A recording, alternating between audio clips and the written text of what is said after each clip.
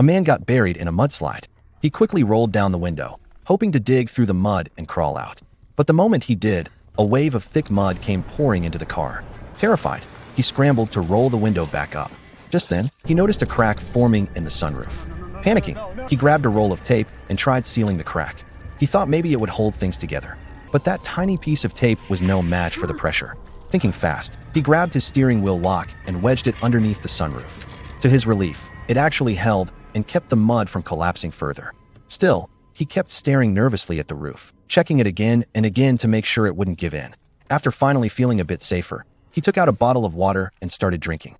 But just as he was about to take the last sip, it hit him. This was his last bottle. Panic set in. He had no idea how long he'd be trapped, and no water meant less chance of surviving.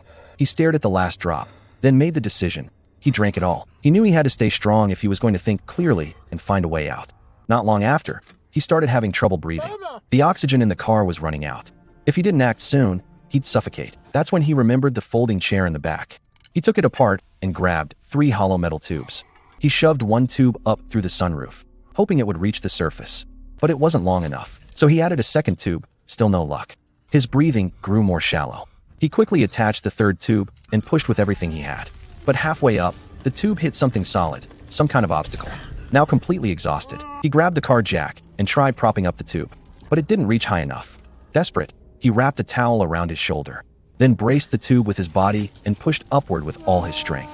Suddenly, the pressure gave way. The tube broke through to the surface. Through that narrow pipe, he saw a sliver of light. He'd made it. He'd created a passage to the outside world. The man shouted with joy, gasping in the fresh air that just might keep him alive.